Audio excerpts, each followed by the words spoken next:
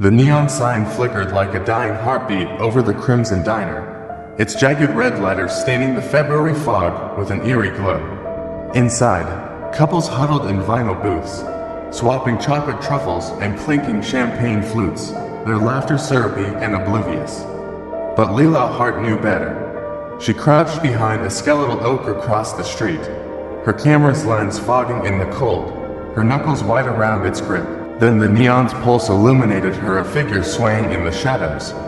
The wedding gown wasn't white, it was crimson, drenched and rotting, the lace crawling with beetles.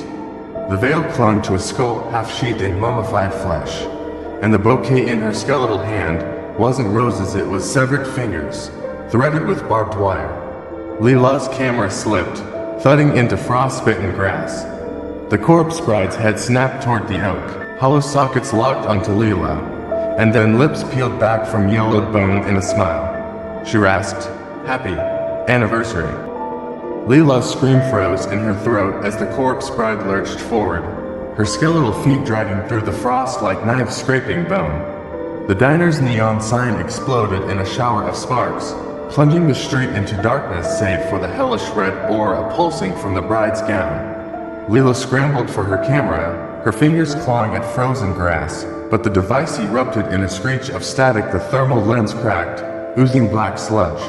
An engine roared, a black Cadillac materialized on the road, its headlights dead, license plate peeling. LVRSDMN.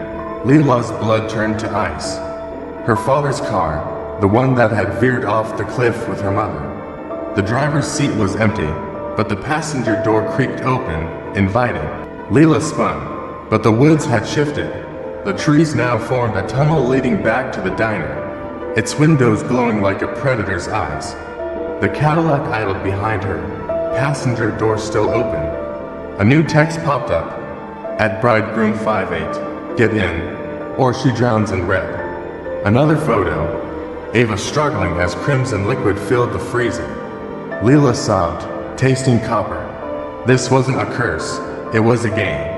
And the rules were written in her blood. Lila skidded into the kitchen. The freezer door hung ajar, frost spilling out like a spectral invitation.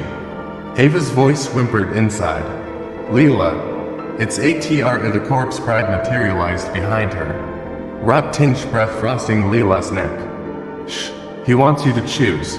The Cadillac's horn blared outside.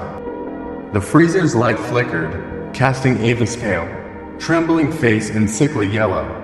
Her sister's wrists were bound with thorny wire, blood dripping into a puddle of crimson that seemed to pulse like a heartbeat.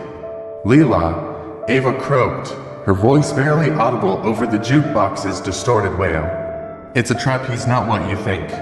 The Cadillac's headlights flooded the room, and a figure stepped out of the shadows, a man in a tattered tuxedo, his face obscured by a veil of smoke.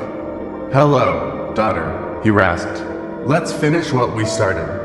The diner's walls began to bleed, crimson streaks oozing down the checkered tiles, pulling at Lila's feet. Ava clung to her, shivering, her breath shallow. Lila, she whispered, he's not Dad. He's something else. The corpse bride stepped forward, her voice a venomous whisper. Choose, Lila, her life, or yours. But remember, he always wins. The man in the tuxedo grinned, his teeth sharp and glistening. Welcome home, daughter.